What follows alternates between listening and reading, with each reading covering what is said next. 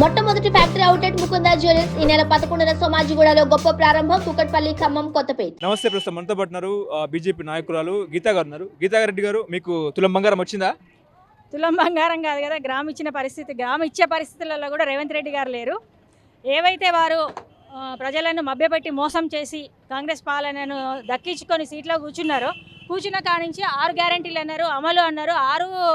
ఆరు అనే సంఖ్య కలిసి వస్తుంది అనుకున్నారేమో.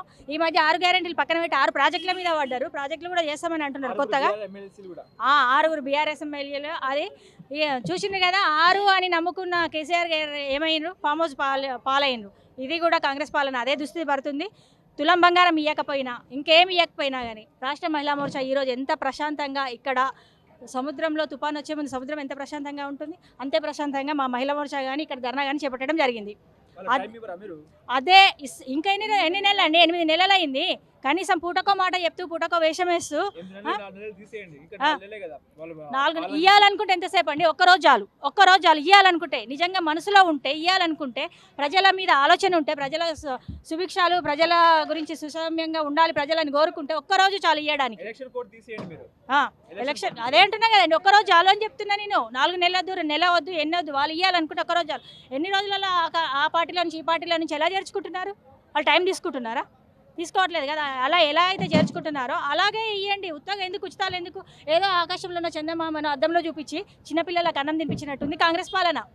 అన్ని చెప్తున్నారు కానీ మాటలు, హామీలు కోటలు దాటుతున్నాయి కానీ అమలు మాత్రం గడప దాటనివ్వట్లేదు. అదే చెప్తున్నామండి, హామీలు ఏవైతే అమలు కాలేదో మేము రాష్ట్ర మహిళా మోర్చా నుంచి ఉప్పై నెల ఉధృతంగా ఉద్యమాలు చేపట్టి మా కార్యాచరణ, స్కూటీలు కానీ, తులం బంగారం కానీ, నెలకిచ్చే 2500 కానీ, 4000 కానీ అన్నీ ఇచ్చేలాగా మా కార్యాచరణ ఉంటుంది. ప్రతి నెల మేము ధర్నాలు, ఉద్యమాలు చేపడతాము. ఒక్కటే కాంగ్రెస్ పాలన హెచ్చరిస్తున్నాం. భారతీయ జనతా పార్టీ నుంచి మేము హెచ్చరిస్తున్నాం, వెంటనే అమలు చేయాలని డిమాండ్ చేస్తున్నాం.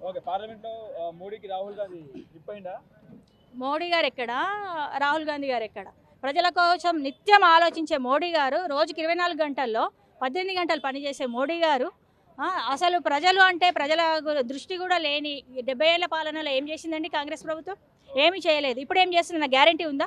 ఏమీ లేదు. మోడీ గారికి, రాహుల్ గాంధీకి పొంతనే లేదు. Thank you. ధన్యవాదాలు.